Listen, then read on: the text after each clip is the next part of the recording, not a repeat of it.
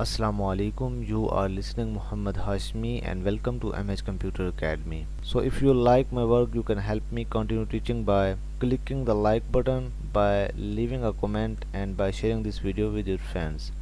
And now let's move to our today's topic. So guys, आज की video में हम फंक्शन को डिस्कस करेंगे, functions in C++ with example.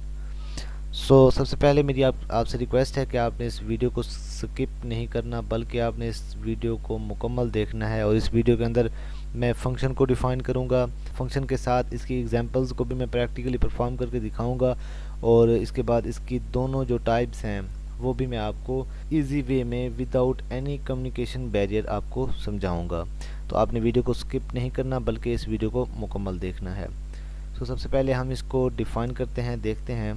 A function is a block of code which is used to perform a particular task।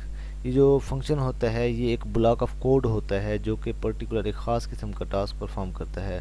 Let's say you are writing a large C++ program and in this program you want to do a particular task several number of times. मिसाल के तौर पर आपने एक बड़ा programme लिखा और उसके अंदर आप एक कैलकुलेटर आप यूज़ करते हैं। मिसाल के तौर पर हमने एक सिंपल कैलकुलेटर बनाया और उसको आप मैनी टाइम्स जो है ना वो उसको आप यूज़ करते हैं उसी कोड को।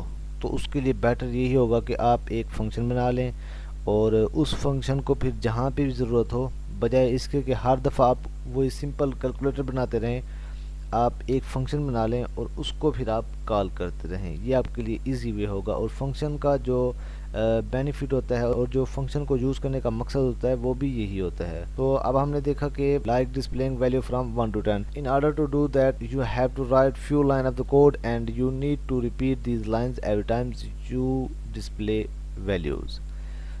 ये इसमें वही बात कर रहा है। अब नेक्स्ट है कि another way of doing this is that you write these lines inside a function and call the function every time you want to display values। यानी आप उस फंक्शन को हर दफ़ा कॉल कर सकते हैं जब आपने उन वैल्यूज़ को डिस्प्ले करना हो। This would make your code simple, readable and reusable. यानी इसके अंदर आपका जो कोड होगा वो सिंप्लीफाई हो जाएगा, इजी हो जाएगा आपको अंडरस्टैंड करने के लिए भी।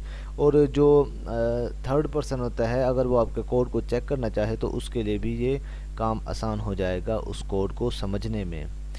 नेक्स्ट चलते हैं हम लोग। Syntax of function. तो इसका सिंटैक्स जो होता है वो इस तरह का होता है कि यहाँ हमारे पास पहले जो है रिटर्न टाइप आएगी। रिटर्न टाइप मिसाल के तौर पर जो डाटा टाइप होते हैं हमारे पास उनको रिटर्न टाइप बोलते हैं, ठीक है। तो जैसे हमारे पास इंटीजर टाइप हो गया, उसके बाद फ्लोटिंग हो गया, लॉन्ग हो गया, डबल हो गया, जो भी है, ठीक है। उसके बाद यहाँ पे हमारे पास फंक्शन का नेम आएगा और इसमें लिस्ट ऑफ पैरामीटर्स होंगी, ठीक है। नेक्स्ट देखते हैं हम। अब ब्रैकेट यहाँ से स्टार्ट होगी, यहाँ हमने स्टेटमेंट लिखनी है। मिसाल के तौर पर मैं यहाँ पे एक कैलकुलेटर यूज़ कर बना लेता हूँ सिंपल सा, ठीक है। और इसकी ब्रैकेट जो है ना यहाँ पे क्लोज हो जाएगी। और इसको जब जब मुझे ज़रूरत पड़ेगी इसको यूज़ करने की तो मैं इसी फंक्शन को इसके नेम से कॉल कर लूँगा और इसको मैं यूज़ कर लूँगा। नेक्स्ट देखते हैं। अ सिंपल एग्जांपल हम इसकी करते हैं और उसके लिए हम डेव C++ के अंदर चलते हैं। तो आप अपना डेव C++ ओपन कर लें और हम एक एग्जांपल परफॉर्म करते हैं। हमने डेव C++ को ओपन कर लिया। अब इसके अंदर हम क्या करेंगे, हम यहाँ पे कोड लिखेंगे। फंक्शन को जो लिखने का तरीका होता है वो ये होता है कि हम इसको मेन की बॉडी से ऊपर लिखेंगे। अब हमारे पास जो सिंटैक्स था वो कुछ इस तरह का था कि सबसे पहले आपने रिटर्न टाइप देनी है, तो मैंने यहाँ पे लिखा इंट, ठीक है। उसके बाद हमने यहाँ पे इसका नेम देना है, तो मैंने लिखा सम और यहाँ पैरेंथेसिस, और यहाँ पे पैरेंथेसिस के अंदर हमने लिखा इंट। अब ये हमारे पास क्या है, नंबर ऑफ पैरामीटर्स, इनको पैरामीटर्स बोलते हैं, ठीक है।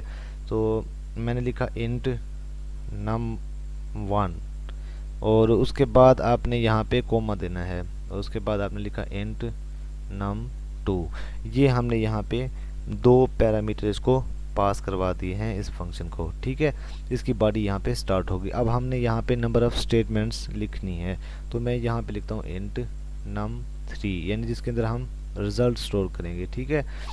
Is equal to num1 and plus num2, ठीक है। अब जो रिज़ल्ट आएगा वो किसके अंदर स्टोर होगा, इसके अंदर स्टोर होगा, यानी num3 के अंदर। num3 के अंदर हमारे पास रिज़ल्ट स्टोर होगा।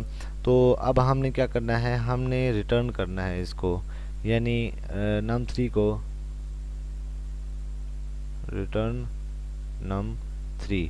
ठीक है, num3 को हमने रिटर्न करना है। अब रिटर्न करने की वजह क्या है, उसकी वजह यही है क्योंकि यहाँ पे हमने जो रिटर्न टाइप थी वो हमने इंटीजर लिखी है, इसीलिए हमें यहाँ पे ये लाइन लाजमी लिखना पड़ेगी। सो उसके बाद अब ये तो हमने यहाँ पे फंक्शन को डिफाइन कर दिया, यानी फंक्शन हमने यहाँ पे बना लिया। सो अब हम इसको कॉल कैसे करेंगे। सो अब हम इसको देखते हैं कि हम इसको कॉल किस तरह कर सकते हैं। सो मैं यहाँ पर इस मेन की बॉडी के अंदर आऊँगा और यहाँ पे मैं आपको बताता चाहूँ कि फंक्शन की पहचान क्या होती है। अब देखें ये हमारे पास इंट मेन और ये पैरेंथेसिस और ये क्या हुआ हमारे पास, ये भी तो एक फंक्शन है ना। तो फंक्शन की पहचान होती है कि दो पैरेंथेसिस के साथ अगर यहाँ पे आपके पास कोई नेम हो तो वो हमारे पास क्या होता है, फंक्शन होता है। तो अब हम इसको कॉल करेंगे, तो कॉल करने के लिए क्या कर लिखेंगे, सी आउट, और यहाँ पे हम लिख देते हैं रिज़ल्ट, और रिज़ल्ट के बाद हम क्या लिखते हैं यहाँ पे, और यहाँ पे हम लिखते हैं सम, और इनको हम वैल्यू पास करवा देते हैं। ठीक है, अब यहाँ पे मैं वैल्यू क्या इनको पास करवाऊँगा, मैं यहाँ पे इनको वैल्यू पास करवाता हूँ 1 एंड सेकंड वन इज़ 4। ठीक है, सो अब हम इसको यहाँ पे रन करते हैं। सो देखें रिज़ल्ट जो है हमारे पास वो क्या आ गया है, 5 आ गया है। देखें कि रिज़ल्ट हमारे पास कितना है, 5 है। इसके साथ आप एक और काम भी कर सकते हैं, मिसाल के तौर पर आप यहाँ पे दो वेरिएबल ले लें, यहाँ पे इंट a एंड b, दो वेरिएबल आ गए हमारे पास, और यहाँ पे आपने क्या करना है, लिखना है यहाँ पे सी आउट एंटर टू नंबर्स। ठीक है, ये आपने मैसेज को यहाँ पे लिख दिया। उसके बाद आप क्या करेंगे, उसके बाद आप लिख देंगे सीन a और उसके बाद b।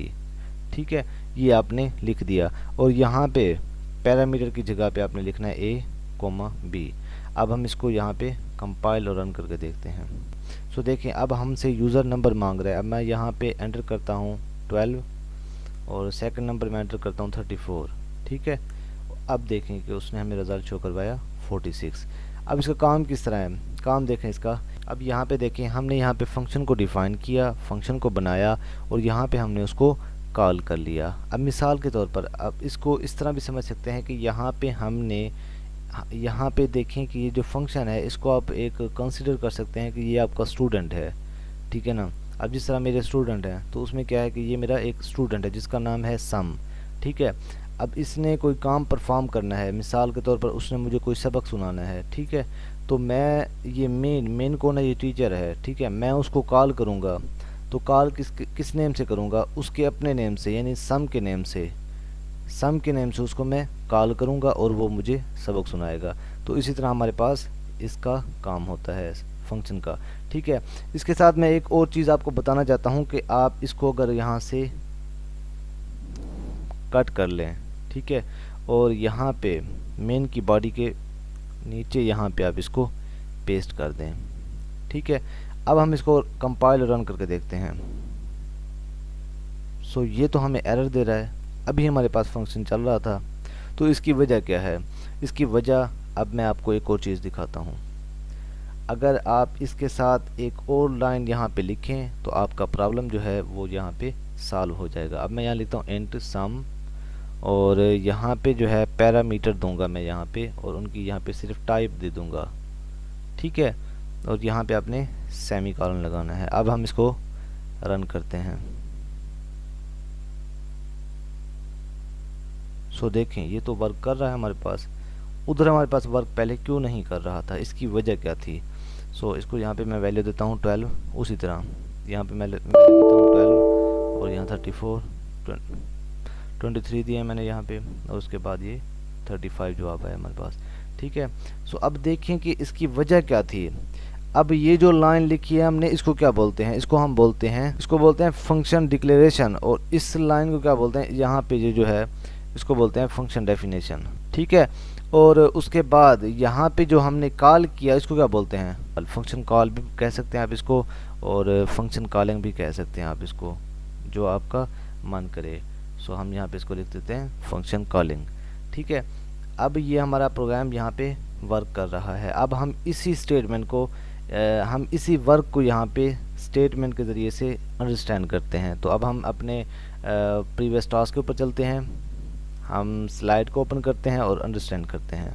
सो गाइज, अब हम फंक्शन डिक्लेरेशन को डिस्कस करते हैं, जो कि हम प्रीवियस एग्जांपल के अंदर देख कर आए हैं। फंक्शन डिक्लेरेशन, और उसके बाद you have seen that I have written the same program in 2 ways. जैसा कि हमने एक प्रोग्राम को 2 तरह से लिखा, यानी एक दफ़ा उसको लिखा हमने मेन की बॉडी से ऊपर, और उसके बाद दोबारा उसको लिखा मेन की बॉडी के नीचे। जब हमने उसको मेन की बॉडी के नीचे लिखा तो उसने हमें एरर शो किया, उसकी वजह क्या थी। अब हम यहाँ पे उसको अंडरस्टैंड करते हैं। In the first program I do not have any function declaration, and in the second program I have function declaration at the beginning of the program।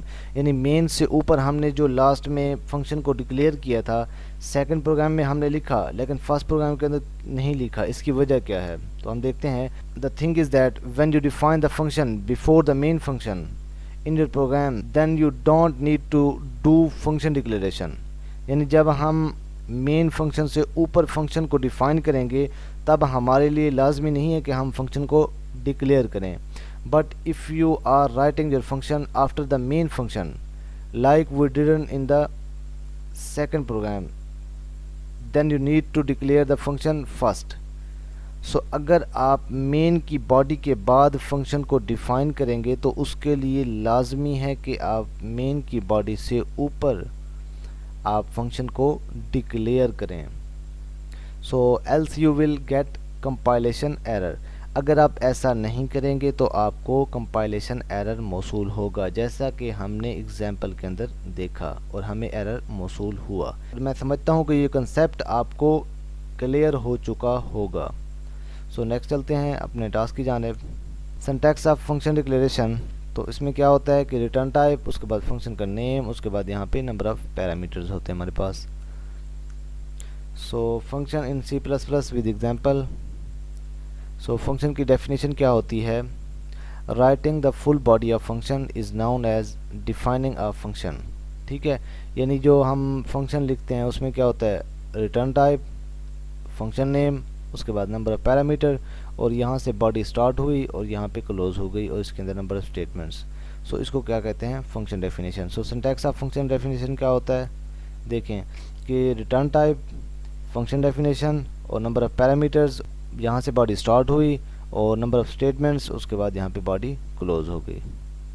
So calling function, calling function क्या होता है, we can call the function like that function name. यानी यहाँ पे देखें function का जो name होगा उसके साथ, जिस तरह मैंने आपको समझाया स्टूडेंट और टीचर की मिसाल से, स्टूडेंट को टीचर उसके नेम से कॉल करता है। जिस तरह हमने प्रीवियस एग्जांपल की है कि स्टूडेंट का जो नेम था वो सम था, और टीचर जो है वो मेन है, उसने कॉल किया स्टूडेंट को उसके नेम सम से। सो इसी तरह हमने यहाँ पे क्या नेम लिखा है इसका, function name. So function name के साथ और यहाँ पे पैरामीटर के वैल्यू पास करने के साथ हमने उसको कॉल किया। Now that we understood the working of function. So अब हम फंक्शन की वर्किंग को अंडरस्टैंड कर चुके हैं। Let's see the type of function in C++। सो अब हम फंक्शन की टाइप को डिस्कस करते हैं C++ लैंग्वेज के अंदर। So we have 2 types of function. Number 1 is built in function and user defined function. ठीक है, हमारे पास 2 टाइप के फंक्शन होते हैं, एक होता है बुल्ट इन फंक्शन और एक होता है यूज़र डिफाइंड फंक्शन। अब बुल्ट इन फंक्शन कौन से होते हैं और यूज़र डिफाइंड फंक्शन कौन से होते हैं, हम इनको अंडरस्टैंड करते हैं। सो बुल्ट इन फंक्शन सबसे पहले हम अंडरस्टैंड करते हैं। So built in function are also known as library function. ठीक है, यानी बुल्ट इन फंक्शन वो फंक्शन होते हैं जो कि ऑलरेडी बने होते हैं, जो प्रोग्रामर होते हैं जिन्होंने ये लैंग्वेज बनाई होती है, वो साथ उनकी फंक्शनैलिटी को, उन फंक्शंस को बना देते हैं कि ये फंक्शन ये काम करेंगे, और ये क्या होता है, नाउन एज लाइब्रेरी फंक्शन। ठीक है, we need not to declare and define this function. हमें इनको ना डिक्लेयर करने की ज़रूरत होती है और ना डिफाइन करने की ज़रूरत होती है। ठीक है ना, as they are already written in the C++ library such as iostream, CMath etc। ठीक है, we can directly call them when we need.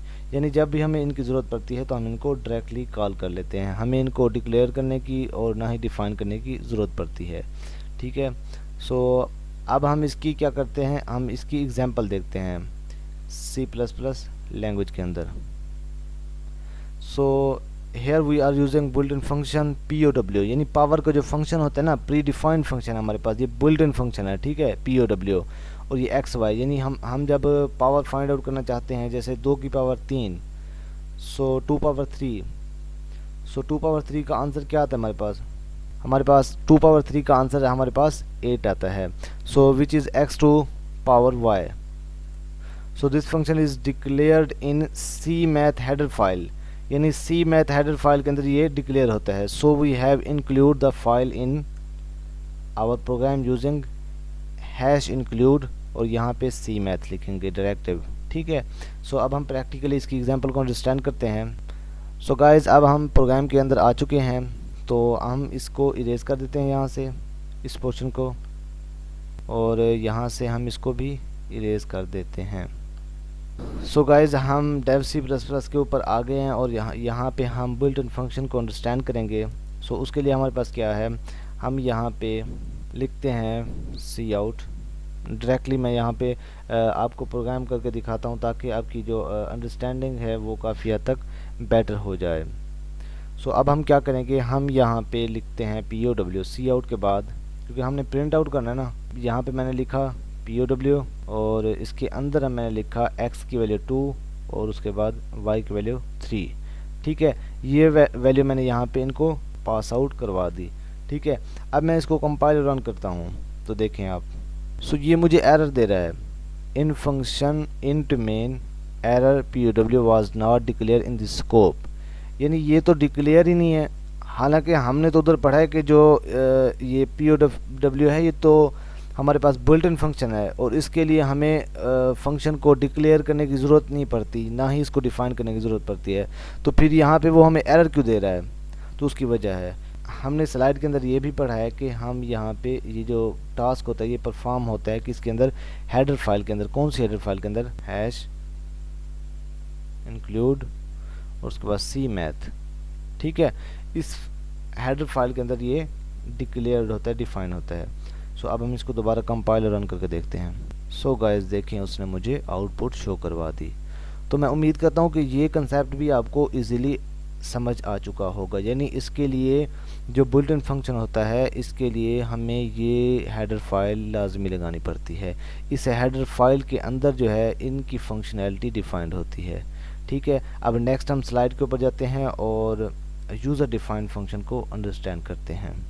So user defined function, और इसका कंसेप्ट आप देख लें यहाँ पे, कि यहाँ पे हम हेडर फाइल देते हैं यूजिंग नेमस्पेस std। और अब यहाँ पे देखिए हमारे पास कुछ इस तरह का प्रोग्राम हम एग्जांपल के अंदर भी करके आए हैं। जो पहली एग्जांपल हमने की उसके अंदर ऐसे ही था कि यहाँ पे हमने इस फंक्शन को डिफ़ाइन किया और यहाँ पे इसको फंक्शन को कॉल किया।